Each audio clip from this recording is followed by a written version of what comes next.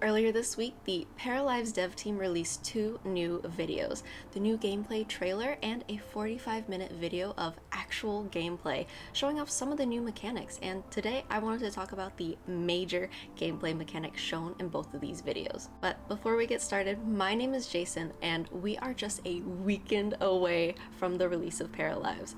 I will be giving you guys an entire week of Paralives content starting on Monday, so please subscribe.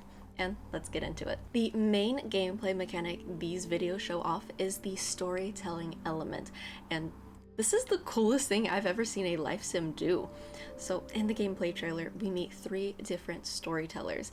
These storytellers each have an impact on your para's life. So let me talk about each storyteller, then show you guys how these storytellers impact the gameplay. I'll actually let this clip play from the trailer where they introduce themselves. I am Ricardo, and I am here to add some spice to your badass life. And I am Maxence. I bring balance to your stories. You can fine-tune the settings to customize your narrative even further. And let's not forget Stella. She will make your life easy. I'm going to be honest, I keep wanting to accidentally call Ricardo Ricardio, which is a character from Adventure Time, so I'm sorry in advance. Ricardio. But it seems that each storyteller impacts events that happen to your para. From what I can tell, Ricardo loves causing chaos. I imagine there will be a lot more house fires and messy relationships with him. Maxence, in her words, is a more balanced gameplay, so I imagine there's a good mix of chaos and peace. They also say that Stella will make your para's life easy, so I guess that means little to no chaos.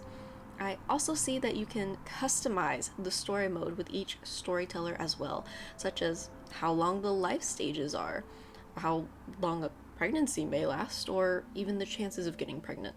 I also see a chance for twins and triplets option as well.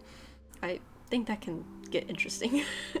There's even a way to edit careers and I think how much money your para starts with, though they don't fully scroll to show us that part. I am curious what all is customizable that we don't see yet. Okay, so that's who the storytellers are, but how do they impact the actual gameplay? In their 45-minute gameplay video, we see at the end of our para's day, the storytellers give us cards that we can choose from. I'll actually let the clip play of Rena, one of the devs, explaining how it works. So for today, we have the social pack, the work pack, cards that impact your career, and the moon pack, cards that grant all sorts of bonuses. The social pack are cards that impact your relationships. So once you click into these packs, you're unable to click out. It will give you more options for certain cards to pick, but you can't change your mind between work pack and moon pack, for example. So let's go for, I think, social pack. You will learn well for others. Celeste gets +3 learning speed for all skills while in a group for 24 hours. Or you gain static romantic interest for Dario. Who's Dario? Okay, I'm gonna end that clip there because I'm more focused on the cards themselves. I think this is the perfect example of how Maxence is equal parts peace and equal parts chaos. So each night we have a choice on different cards that can impact different aspects of our para's lives. I also assume they're all randomized each night and that there's no guarantee it will always be 3 packs to choose from. In the trailer, it showed a choice between 2 cards and a pack.